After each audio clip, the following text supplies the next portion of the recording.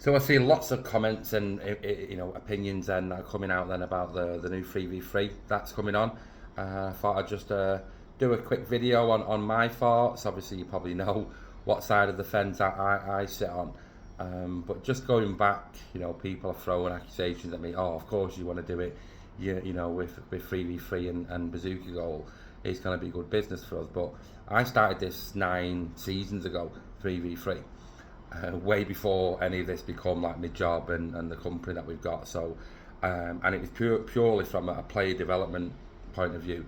What happened? We went to a tournament that was 3v3, and straight away my kids loved it. I seen the development in him just in that small little tournament, and fell in love with it there and then. So, as we've been part of it and grown it and evolved and over the years, yeah, it's become like my job then, and I'm lucky enough now I'm in a different country today, setting up, doing something here, so it is all good. But if you only come at it from a player development tool point of view, then everything else then is by the by really. But I get there is some concerns and there is things that people need to know about it. But rather than it being an argument, is it it's good? There's a lot of discussion then to be had, about it then. So there's not been one thing that I've seen that we've almost got a positive, argument, back against it then. So a lot of the ones that honestly, a lot of common ones that come around then is not going to have enough space. Now that is a myth, because you actually need less space, right, to do 3v3. So on a typical 5v5 pitch, where you'll have 10 players playing now, with the new dimensions, you can actually fit 4 3v3 pitches on. So you can have up to 24 players being active rather than just 10. So that gets rid of that mystery straight away. Obviously, yeah, the whole country's set up for 5v5 and 7v7, 9v9. There's not enough pitches anyway. And I don't expect clubs and venues, especially central venues, to be marking out 3v3 pitches. So obviously, when we were doing all the testing with the FA, when they analysed hundreds of games, they just used cones, and it's simple enough to do with cones. Obviously, what side, what we're going to say, oh, an air pitch does make it better, and it's true, it does, by keeping the ball in play. But just cones, in effect, this can go down to as simple as 4 cones, giving yourself 4 corners. There's not a lot of equipment that is needed to get this playing. And obviously everyone will have cones, so that's not an issue at all. Obviously there is other products then on the market, to give you barrier systems and so on. And obviously, yeah, we've got our air pitches and have a load of programs. But this is not a sales pitch, so I'm not going to go into what we do, for it then. So, but there's loads of different ways then that you can mark out, a pitch depending on what surface you're on. If you're indoor, there's already markings there, that are on the basketball and netball court. So plenty of ways it can be done. Obviously goals will be needed. Again, do they have to? We're going to take it down to the basics, sign, just use a couple of cones as goals. Yeah, it's not great. And I do know the FA have been working on looking at some grant options for teams to get discounted or free goals. I don't know, that's up to them. I know we've been working with them on it, but nothing's announced yet. So that argument, again, is easily then dismissed. Most clubs will have small goals anyway, for training anyway. So that's not an issue. Storage. So yeah, if you've got a central venue and you're going to be setting up 10 pitches, say, then you're going to need 20 nets. Now I know there's some out there then that can fold down into real small. Obviously the bazooka goal, the fold down to just a simple length, and probably take up less room than a load of cones and balls do already. So yeah, if you've got no space, then obviously it'll be an issue. But most places then will have somewhere to store, or coaches or central venues, they'll be able to take them away with them and put them away. So again, not a big problem to overcome, if you want to get some goals. Big one then here then now is that dominant player at 3v3 will become even more dominant. And I partly get that as an argument, because kids are on the ball more often, so the dominant player in theory should be on the ball more often, so it will all be multiplied, anyway. Couple of ways, obviously, around that then, and this then is on whether it's a league or club, about you getting your ability levels right, and not grading them as such, but putting the better teams against the better teams and the newer teams against the newer teams. Just makes sense in any format, whatever you do now. So that will partly negate that. 3v3 though does encourage players to be more confident on the ball, and I'll say that as a fact because I've been there, done it. Hundreds of players that I've seen over the years at 3v3 have all improved. No matter where the starting point was, they've all got better, and a lot of that just comes from that repetition, being confident, more confident on the ball, so they will then stay on the ball longer. So that naturally will happen, and that's that's what we want. We want players to love the ball more, and at this younger age. And again, depending on what your coaching philosophy is and an idea of how football should be played, but you look at, all the academies, all the FA guidance, it's all about mastering the ball and staying on the ball and being comfortable on the ball at this younger age. As they grow older, it then becomes into more of a team game and sharing the ball. But at a younger age, it's for me as well as, say, hundreds of good coaches that I've spoke to, it's about mastering that ball. So encouraging that is only going to be a good thing as they go into bigger formats.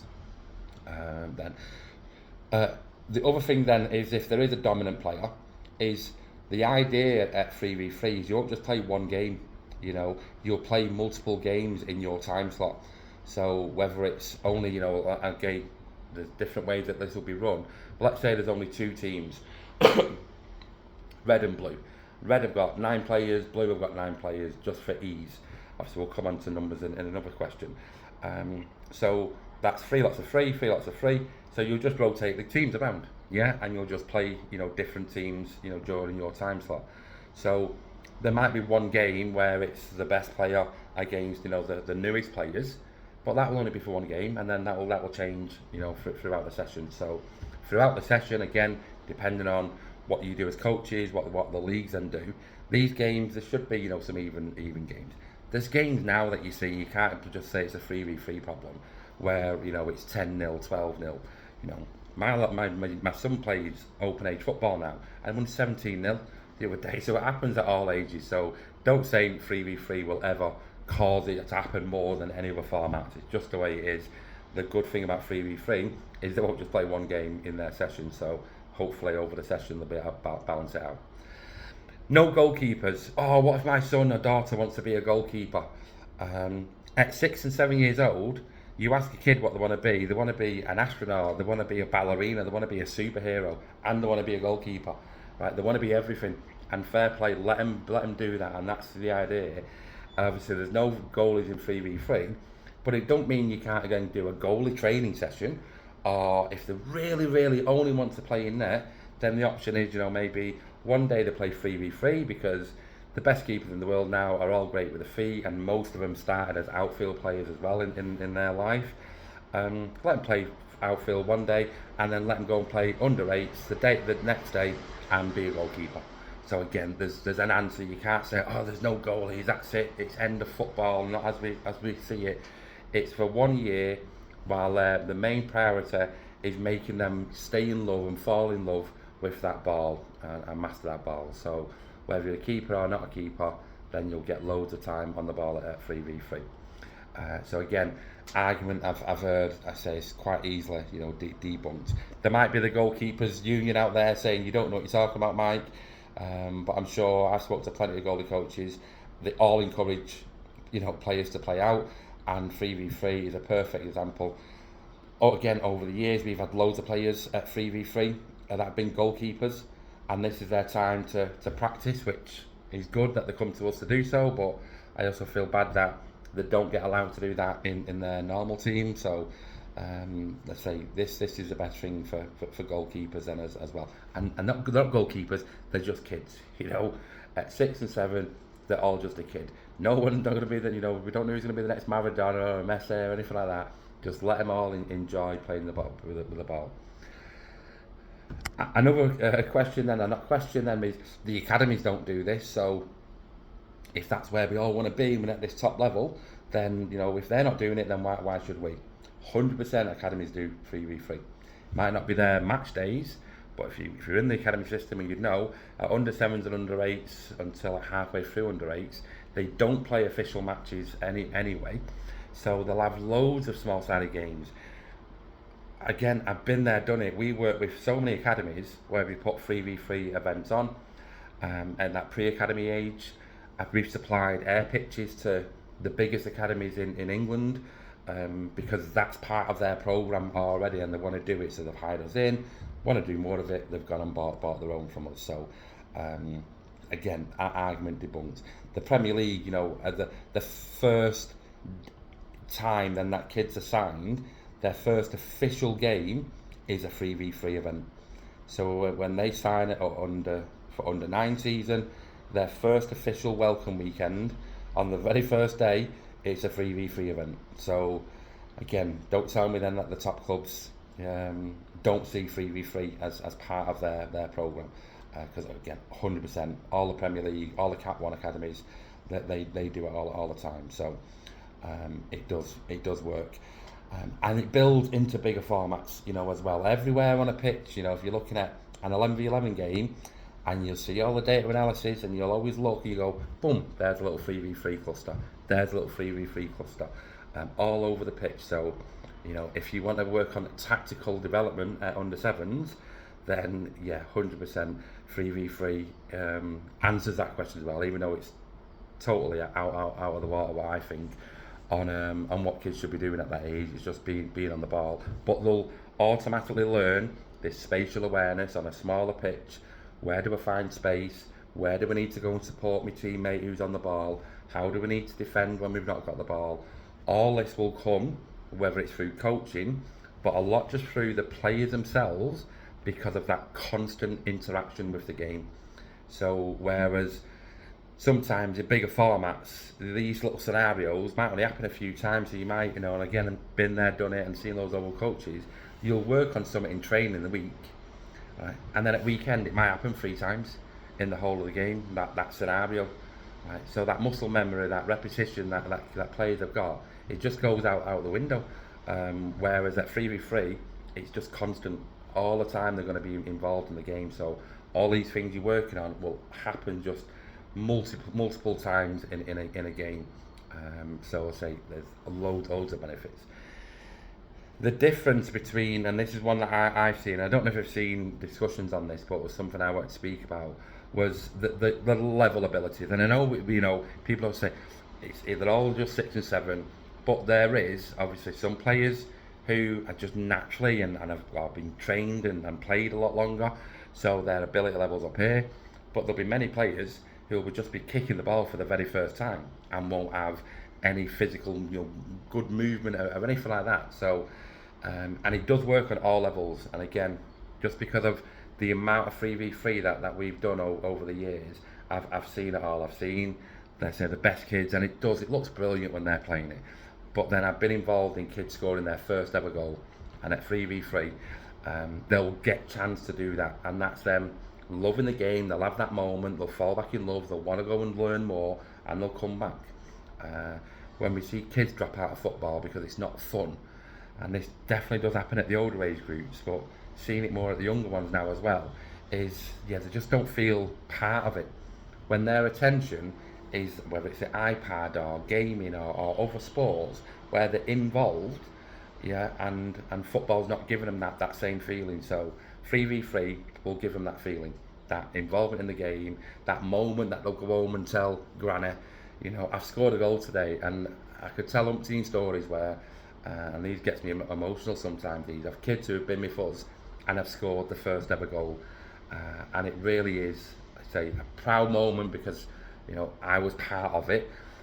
But the kid and the parent then, you see their faces, and honestly, like I say, it is just a moment to cherish. So there'll be plenty of that. And at 3v3, just that repetition. Even if it was one girl, I remember, and she just kicked the ball, went through someone's legs and went in. Now, there was no way she probably meant to score that goal, but that was her first goal. Her next interaction in that game was 10 times more positive than what it was before that. All right. And that then, I don't know what she's gone on done since then, but in that moment that we were there, her involvement and her motivation to play went up tenfold just because of that moment then. So it is for everyone, especially them younger players, regardless of their ability level. Right, some of the problem ones, the big problems that I potentially see. One is no referees. Now, obviously, the FA want this to be done with no referees. Now, in some parts of the country, that's just standard anyway. You know, under sevens don't have referees. The coaches will do it themselves between them, and that's going to be the same then going forward. Again, at 3v3, unless you know you're going to be, oh, this is a 3v3 World Cup, yeah. These rules, you know, matter. If that went over the line and it wasn't given the right way, does it really matter in the grand scheme of things? I've seen the FA, you know, talk about when kids when they make decisions or when they're arguing about whose ball is it, they'll just do rock paper scissors. Now, in a nice world, great, that will happen, and hopefully that's where we'll get to with all this. I just think to start off with, there probably is going to be need more like adult-led involvement. While the kids are learning the game and learning the rules themselves, it will need someone responsible to help them out. Now, that doesn't need to be a referee. That can be the coach, the assistant coach, the coach of the other team. Now, again, you know, that's the whole problem in football at the moment is adults. And if you're against a coach who, I'm not going to say it on air, but you know, say has different a vision of the game than you do, that will sometimes be difficult. All right. And it's just a problem that we're going to have to deal with, and it's not just football, it's society at the moment, I feel, which is another topic, but that's the idea is for one adult who's got all the DBS, you know, whether they've done, you know, the basic football, you know, coaching course, but they're just there then just to facilitate the game and explain the rules to players and let them eventually make their own decisions, you know, because then we might build honest kids. Then you know what I mean. Wouldn't that be a nice thing to have? So that will be an issue at some places, and it's nothing to do with the players. It's just all to do with the adults and that are involved. But you'll overcome that over time. Or you know, good leagues will just be kicking people out, and it's like, sorry, you're just not. You're not. You shouldn't be involved at this age group. This is the golden age of players, and we should have people involved who are there to, you know, push them on to the next stage and help them develop. Unfortunately, anyone can do, you know, a coaching course, and unfortunately, some people, have managed the dog and duck in the 70s and still think that football should be played like it was then. So that will be a problem. Hopefully, then coaches, league organisers, clubs will sort this problem out then. Second problem then that I've seen and almost understand, you know, this could be an issue, is when you have different numbers. So the idea is you're not making teams of 3 or squads of 3 or squads of 4, you know, with a sub. Is you keep your squads just as they are now. So again, all clubs are different around the country. But if you've got now between 5 and 12 players potentially, I do see some with probably more in a team, which, you know, for 5-a-side is a problem. But let's just say now you have a squad between 5 and 12, and you might have most now have 2 coaches, a coach and an assistant coach, and obviously that's what everyone prefers anyway, is having 2 people involved, especially that younger age group. All right, so them squad sizes will stay exactly the same as they are now. So you're not needing load more volunteer coaches to get involved. It's exactly the same as it is now. So if your, you know, club has 9 now, and they got, you know, the FA used that number, and it's probably might be a bit convenient, or it might be actually right. That is the average number what they said that teams have, and I'm sure they've got that data off whole game system. But let's say you had 8 players, you know, in your team now.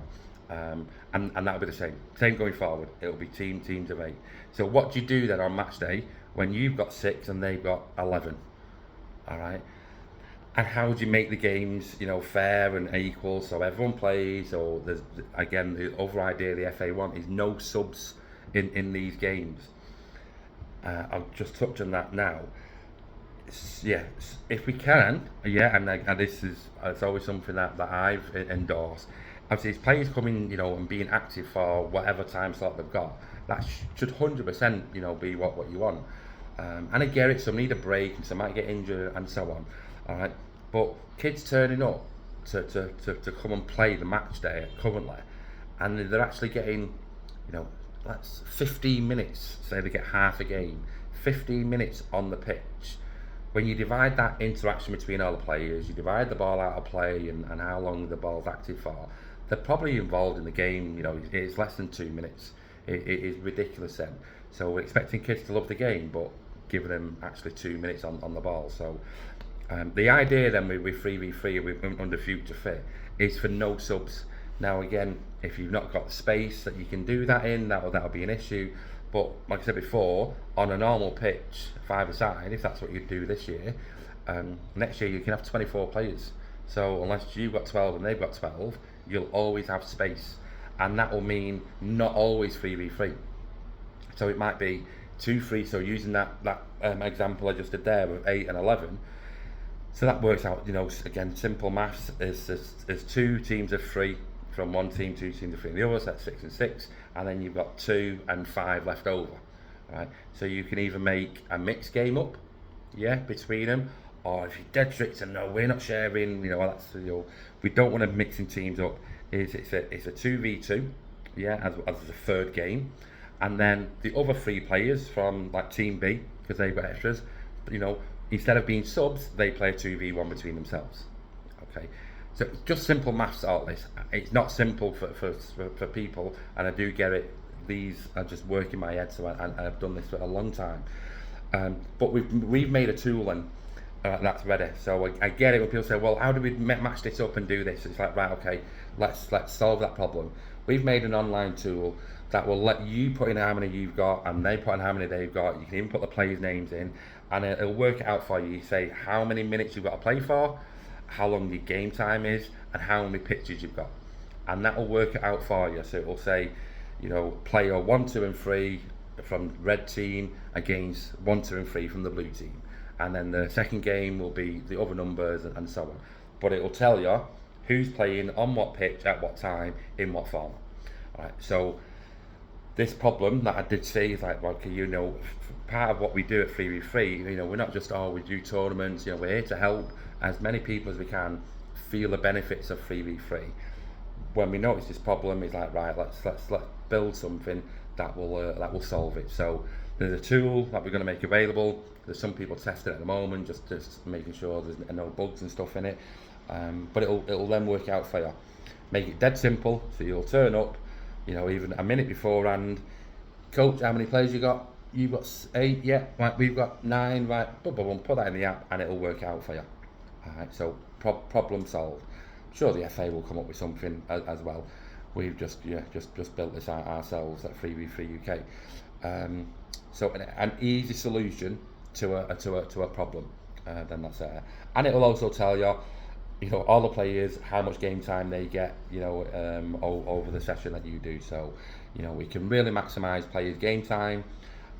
You can put on a great session without having to worry about what do we do with this sub, with that sub, who's playing what format next, and who's doing what.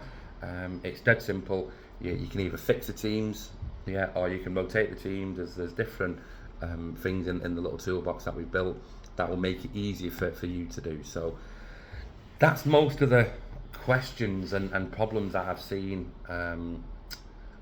being asked then online, or whether they come to us ourselves. And they're all simple solutions then. So the thing I've always said, and we've done the same thing for years, repeat myself now, but come and try it. If you've never done 3v3, and this is regardless of what age group, is go and try it. You'll do it in training, but if you see it then, what the format does and what the benefit is to the players, that accelerated development, and it's a term we always use, is just plain to see. All right, we do it from, currently I think we've done it from 3 years old to 85 years old, and everywhere in between. All abilities, both male, female, disability groups, loads of different types of programs and that we've done. Whether we do tournaments, it's a festival, it's a training session, it's a just play, it's a coaching group. There's so many, and it works every single time that we do 3v3. It works. What we're going to do then about how we're going to coach 3v3? I've never done it before. Blah blah blah. 100% the FA. I know they're working on programs now, some coaching courses. We've had a free ebook out for years now that you can download, and it has 33 different 3v3 games in there then that you can use as part of your training. And then we've got a card game system coming out, and there's loads of tools, and no doubt other companies will provide more stuff in the future as well as the game grows. So all I'd say, get behind it, trust it does work. It works in other countries. FA then have done loads of data and tried out different formats, different goals, and they come up with what we have known for years ourselves. And for the players of that age, it's for 1 year. They will absolutely love it, and that will only develop them then as they go on to the next stage at under 8. So we're here to help 3v3 UK. If you need any help, whether you're a club or a league, and it's something we can do, then get in touch. But this is not a sales pitch. It was just me answering some of the questions that we've seen online, and people have come back to us with. So hopefully that's answered it. If there's anything else, just let me know. Drop me a message wherever this video is posted, and then we'll happily answer back, or we can jump on a call and go through how you can do it for your team and your club then. Cheers now, bye.